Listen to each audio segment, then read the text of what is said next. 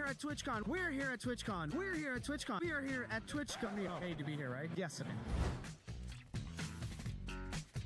And I have one question for you. What?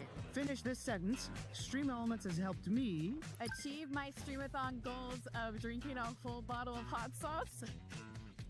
Yeah. I'm so sorry we did that. Stream Elements has helped me To be full-time streamer. Like we did? Yes. Actually, as a streamer, the hardest part for me was try to make a living. I had to reach out to all the companies by myself with email. But now, I just can click one, go to Stream Element, and they're gonna give me all the sponsors that I can take. Wow! One click, I pay my bill. Stream Elements has helped me Make money! Yes! Let's go! Simplify donations from my stream and get cool sponsorships. Stream Elements helped me get sponsorships that let me pay my dog's vet bills and get another year with him. Really? Yeah. Stream Elements has helped me make money. I would say that the thing that Stream Elements helped me do the most, especially. We finally launched our SE Live multi-streaming tool, which means any streamer can install our OBS Studio plugin, SE Live, and start multi-streaming to other platforms. In this video, I'll walk you through how to install SE Live, set up all the platforms you want to stream to, and how to set up your additional canvases to stream to vertical platforms like TikTok or the YouTube Shorts feed. All of these sections will be marked as chapters so that you can easily follow along at your own pace. Enough yapping, let's start.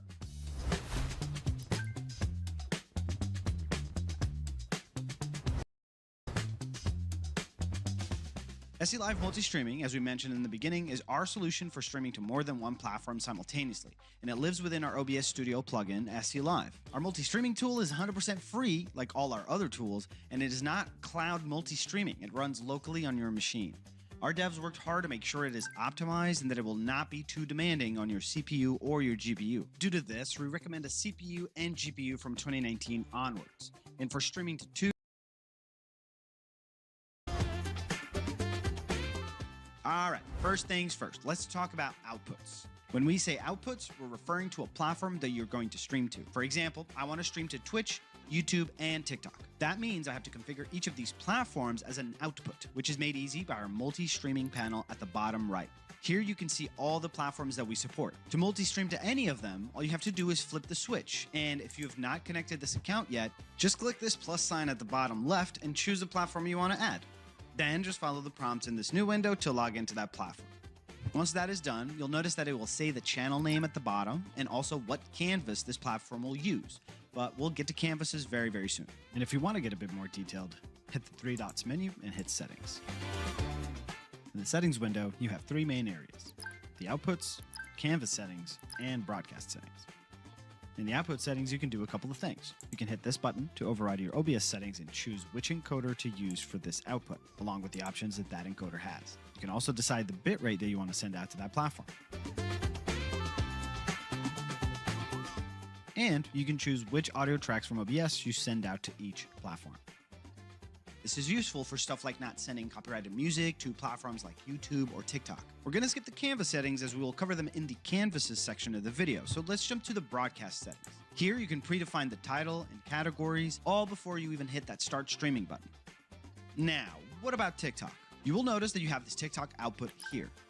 This is where you can connect your TikTok account. And even if you do not have access to TikTok Live yet, by logging into your account here, you will take advantage of our expedited review process with TikTok.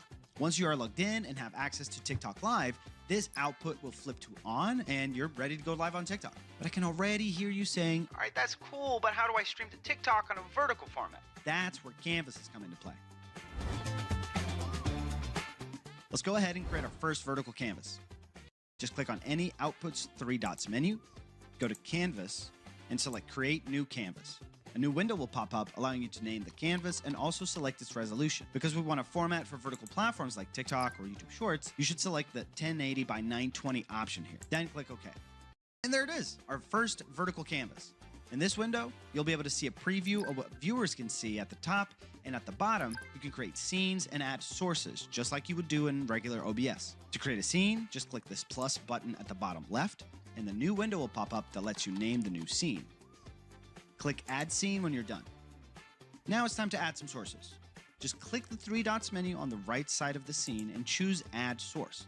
Then just pick which kind of source you want from the list. I'm just going to add my camera for now, so I'm selecting video capture. You can add existing sources or create a new one, and select if you want that source to be visible right away or not, in case you're doing some fiddling while you're live. As you can see, you can now adjust where the source is on the canvases at the top, similar to how you would do on your normal canvas in OBS. You can resize and you can even crop. Now remember when I said we were going to check out the canvas settings later? Well, that time is now. Let's go back to our settings menu and check out the canvas settings. Here we have a drop down so that we can select which canvas we want to configure in case you have more than one. Then we can do some things like renaming the canvas or even changing its resolution. You can also check out which output is currently linked to this canvas. Next is the recording settings. Since you can record videos from your vertical canvas by using this button here, you can configure how those recordings will look like. You can use the same settings that you have for recording in your OBS, or you can configure them separately here. You can choose the audio encoding, the audio bitrate, and what audio tracks the recording will get, and the file naming convention. In the advanced section is where you'll be able to set what encoder and encoder settings you want for this canvas, as well as the bitrate. This is similar to what you saw in our outputs menu, which means you can configure both your video encoding and bitrate either on the output settings or here. It's really up to you. Once your scene is done and settings are good, we have a nice little feature to make your life easier when you're multi-streaming called linked scenes. Let's say that this is my just chatting scene on my regular OBS, and now I have this just chatting scene on my vertical canvas. I can just click the three dots menu on the scene, go down to link scenes, and I link it to my regular just chatting scene. Now let's do this for my gaming scene as well and link it to my regular gaming scene that I have on OBS. Now, whenever you switch to any of these scenes, our multi-streaming tool will recognize it and change the scene without you having to do anything. It even works if you're currently using your Stream Deck to change scenes, and you won't have to change any of your Stream Deck configurations. One thing to note to make sure